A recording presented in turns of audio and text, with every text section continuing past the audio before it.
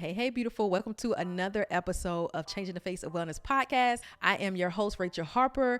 This is a podcast where I help you and I teach you and I empower you to individualize and personalize your wellness journey. Your wellness journey doesn't have to look like society, doesn't have to look like your friends and everybody else's next door. Start to personalize your journey. Now, today we're going to talk about 3 mistakes that's keeping your blood pressure high. Now, if you are African American or an African American woman, I want you to really be all ears. I want you to be fully listening to today's episode because this one is critical. All right. Right now in the United States, heart disease is the number one killer amongst men and women. The number one killer, nothing else, heart disease. Right. So you think about heart attack. Heart attacks can lead to strokes. You think about needing stents. You think about congestive heart failure. Those are the things that you want to avoid. The good thing is that there are certain things that lets you know if you are on that path to affecting your heart. Proverbs 4:23, which says, above all else, guard your heart, for everything you do flows from it. Now, I refuse to believe that God, when we are told to guard our hearts, the only thing that he's talking about is guarding your heart from bad people, right? Bad relationships and bad things happening to you based off of other people. Because I'll be honest, a lot of times when I used to read Proverbs 4:23, that was one of the things that my mind first went to. Guard my heart. Don't let nobody in. Nobody's going to be in and hurt me, right? So guard your heart. Maybe put up some walls. But no, like the problem is oftentimes we take God or Jesus and we make him so small and we make him small minded, like as if the things that he's saying in scripture only has anything to do with small things, one thing, two things. No, like God said, I came so that you may have life and have life in abundance. So you better believe that when you're reading Proverbs 4:23 and he's saying, hey, above all else, guard your heart, there's some abundance that he wants you to have. I believe you need to guard your heart physically, emotionally, and you need to guard your heart spiritually. I think it's all necessary, right? God is not just going to say, hey, just guard your heart from people. No, because we were meant to not be alone. How do I know that? Because in Genesis, what did he say? Man should not be alone, right? So it's not guarding your heart and putting up walls. It is guarding your heart from the things that can cause it to be of destruction. So I believe that there are physical measures that you can take to guard your heart physically. There are emotional measures that you can take to guard your heart emotionally. And there are spiritual ways that you can take to guard your heart, right? Spiritually. So let's look at these 3 things. Now, 3 mistakes keeping your blood pressure high. Number 1 is not knowing your numbers. High blood pressure is called a silent assassin.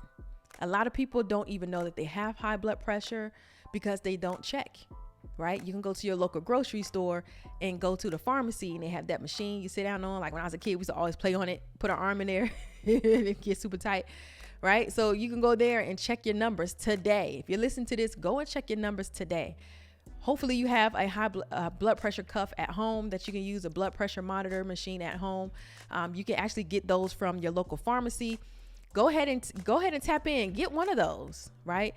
Get one of those so that you can be checking your blood pressure. It is a silent assassin. That means by the time it kills you, it's too late. By the time it affects you, it may be too late, right? I had a family member who was out eating Chinese food. By the time they got to their car, they said that they weren't feeling good. They called an ambulance. They got to the hospital, and that was the last time we saw him. Okay. He never made it out because of the silent assassin of high blood pressure. They said that he had high blood pressure or he had a heart attack and a couple spots on his brain where they saw that he had a stroke. But it's like by then it's too late. And that's what I mean, right? It's a silent assassin. You don't want it to come and kill you. And by the time you think about it, right? And it's like, oh man, I got high blood pressure. And then that's the last time anybody sees you. As a female, as a Black female, you are 352% more likely to die from high blood pressure than your white counterparts. 352% more likely. That is a huge number. When we look at high blood pressure, there are, of course, disparities, right? Even though Black individuals are not the majority population, we are the ones who are a majority of the ones who have those risk factors for things like heart attacks. We have those risk factors, and blood pressure is a risk factor. So what I want you to understand is by the time you have high blood pressure, that is a warning sign, right? It is a warning that there's some inflammation and some things happening in your body. And it is saying, hey, before it gets too late, before I come in before I actually become the silent assassin in your life for real, come and do something about it. The only wonderful thing about high blood pressure is that it is reversible, right? If it's not hereditary, then it is reversible. It is something that you can reverse, right? As your numbers start to go high, there are things that you can do to start to lower your blood pressure. But you have to know that you got to do something, right? You got to get moving. You got to create a lifestyle where you can actually start to reverse it. So that's number one. Not knowing your numbers is one of the mistakes that's keeping your blood pressure high. You're like, well, what's going on? I have these headaches. I have these side effects and these symptoms.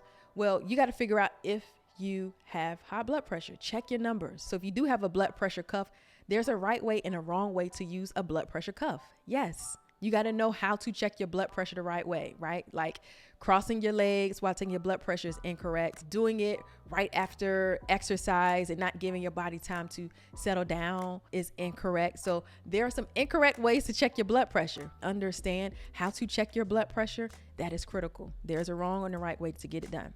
Number two, another mistake that's keeping your blood pressure high, even though you're trying to do all the things to lower it, is you don't have an individualized plan. You're just trying a bunch of things. It's like, I know I'm supposed to exercise, but I'm just going to try all the exercises. So you're not really gaining any real wisdom on how to individualize your exercises. So you may be thinking, I'm just going to do strength training.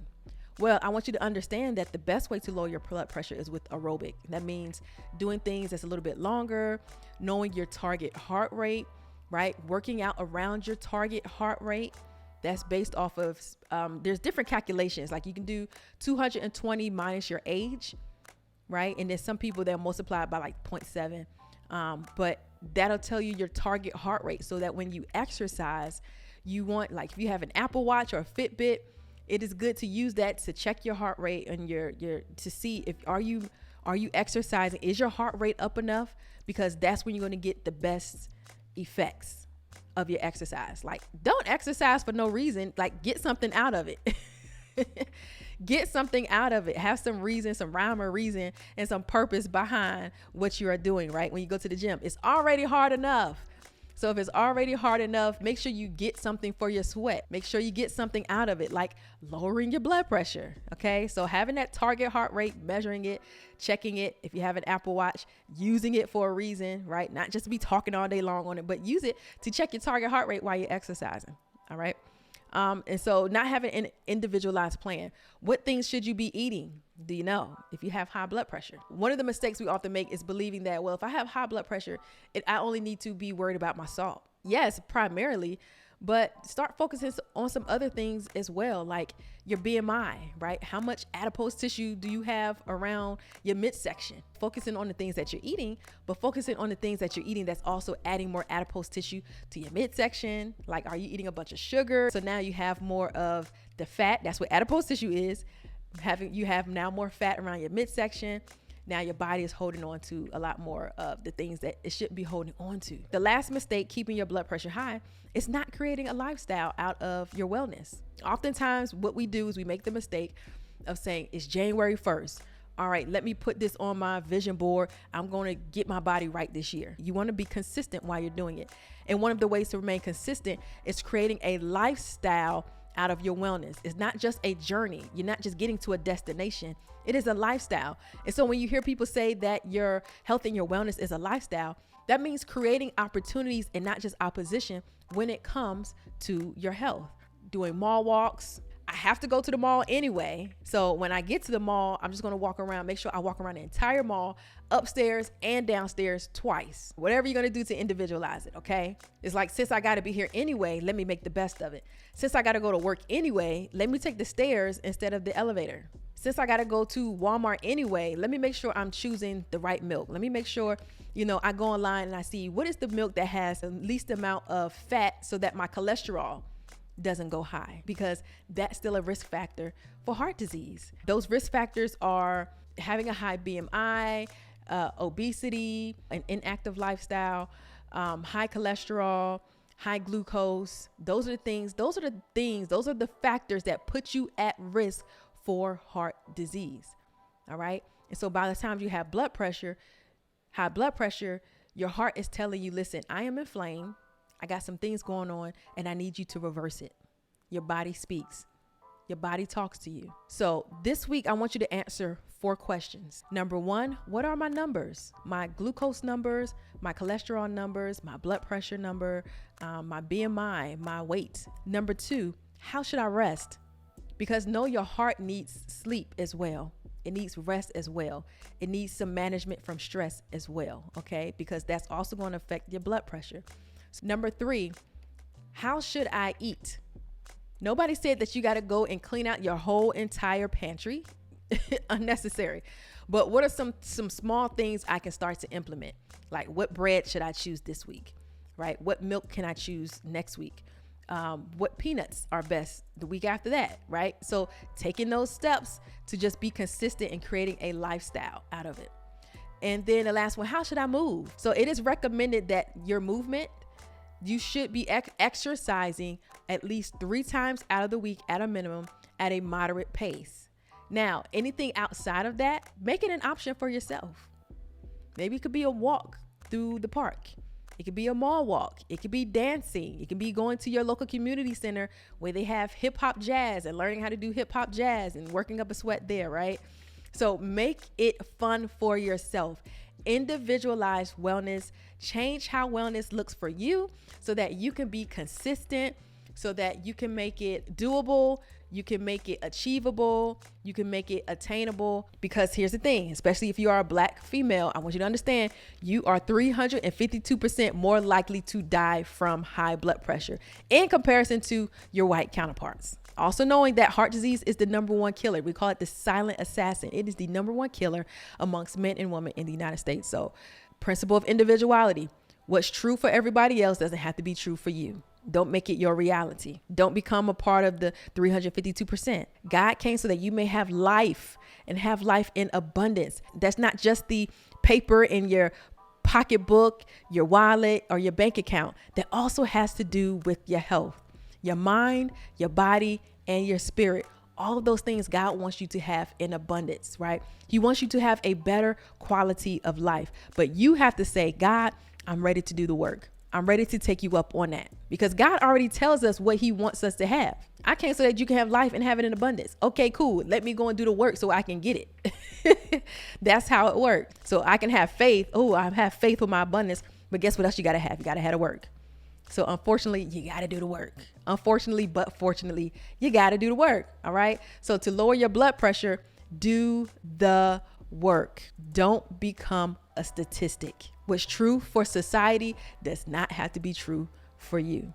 Understood? If you are interested, you can go to rachelharperfit.com and get access to the free training where I'm going to walk you through the 3 stages of how to start individualizing, personalizing your wellness journey so that it is doable, applicable, attainable, achievable for you. Don't do what everybody else is doing. Make what you need to do achievable and attainable and relevant for you. All right. So go to rachelharperfit.com. Go ahead and access that today. It is a free training. Like always, make sure that you like, comment, and subscribe. Make sure that you share this with your friends, because guess what? We're friends. And what do friends do?